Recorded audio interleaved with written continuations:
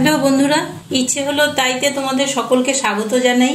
আজ আমি তোমাদের টমেটো চিকেন করে দেখাবো। তোমরা খেয়েছো কিনা জানি না, আমি কিভাবে করছি চলো দেখি। আমি লেগ পিস নিয়ে নিয়েছি, মুরগির মাংস লেগ পিস নিয়ে নিয়েছি 6টা মতন, আমার যে পরিমাণ লাগবে সেই অনুসারে। আর 4টে ছোট ছোট টমেটো কুচিয়ে নিয়েছি, পেঁয়াজ কুচিয়ে নিয়েছি, আদা কুচিয়ে নিয়েছি, কাঁচা পাকা কাঁচা লঙ্কা নিয়েছি আর রসুন নিয়েছি বেশ কয়েকটা। আর এটা শুকনো লঙ্কা দিয়েও করা যেতে পারে, আমি কাঁচা লঙ্কা দিয়ে করছি। প্রথমে আমি সমস্ত রসুনের কোয়া নিয়ে নেব আর কাঁচা লঙ্কাগুলো নিয়ে নেব। একটু ঝাল ঝাল হবে, খেতে ভালো লাগবে। ঝালটা যে যার পছন্দ অনুসারে দেবেন। আর আদা কুচি দিয়ে দিচ্ছি,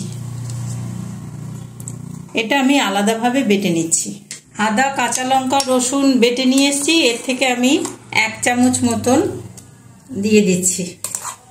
1 চামচ আর সামান্য একটু দিয়ে দিচ্ছি। আর দিচ্ছি সামান্য একটু লবণ, আর দেব একটু লেবুর রস। লেবুর রসটা দিলে আস্তে যে গন্ধটা থাকে মুরগির মাংসে সেটা থাকবে না।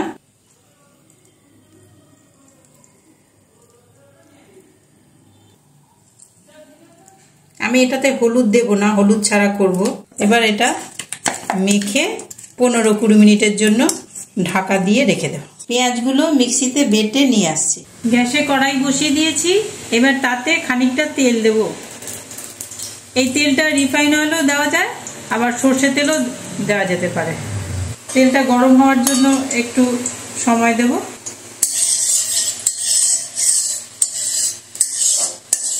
তেলটা গরম হয়ে গেছে, এবার ম্যারিনেট করা মাংস টুকরোগুলো দিয়ে আমি ভেজে নেব।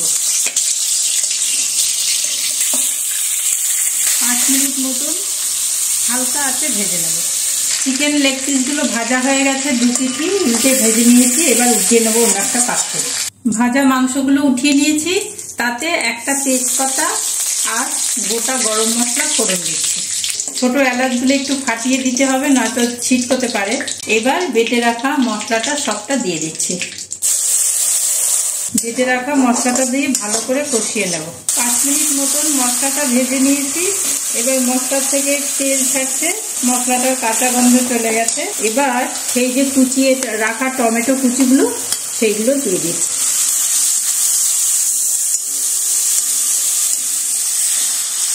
এতে পরিমাণ মতন লবণ দিয়ে দিতে হবে। আমি এই রান্নায় হলুদ দিচ্ছি না, আপনাদের যদি ইচ্ছা হয় হলুদ দেবেন। আর যেহেতু টমেটো সেহেতু টক টক হবে, আমি ব্যালেন্স রাখার জন্য সামান্য চিনি দেব। আর যাদের যাদের চিনি খাওয়া নিষেধ তারা চিনি দেবেন না। আমি 1 চামচ মতন চিনি দিলাম। কিছুক্ষণ টমেটো দেওয়ার পরে আবার কষিয়ে নিতে হবে, টমেটোর কাঁচা গন্ধটা যাতে চলে যায়। মশলাটা কষা হয়ে গেছে, মশলার থেকে তেল ছেড়ে দিয়েছে। এবার ভেজে রাখা মাংসর টুকরোগুলো দিয়ে দেব। এবার সামান্য উষ্ণ গরম জল দিয়ে দিলাম।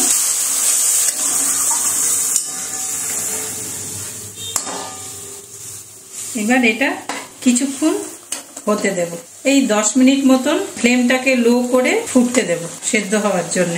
ফিরে এলাম 10 মিনিট পর, হয়ে গেছে টমেটো চিকেন। শুকনো লঙ্কা দিইনি বলে একটু লাল কম হয়েছে, তবে খেতে খুবই ভালো হবে বলে আশা করি। এবার এটা নামিয়ে নিচ্ছি। সুপ্রিয় দর্শক বন্ধু, টমেটো চিকেন রেডি। এইভাবে গোটা ভিডিওটা আমার সাথে থেকে দেখলেন বলে আপনাদের সকলকে ধন্যবাদ জানাই। এইভাবেই আমার সাথে থাকবেন, পাশে থাকবেন, আমাকে ভালোবাসবেন। আর যারা আমার পাশে আছেন সাবস্ক্রাইব করে, তারা তো আছেনই, লাইক কমেন্ট দিয়ে জানাবেন। আর যে সমস্ত বন্ধুরা সাবস্ক্রাইব করেননি তারা সাবস্ক্রাইব করে পাশে থাকবেন। আর দেখা হচ্ছে তাহলে পরের ভিডিওতে। আজকের মতন আসি তাহলে, টাটা।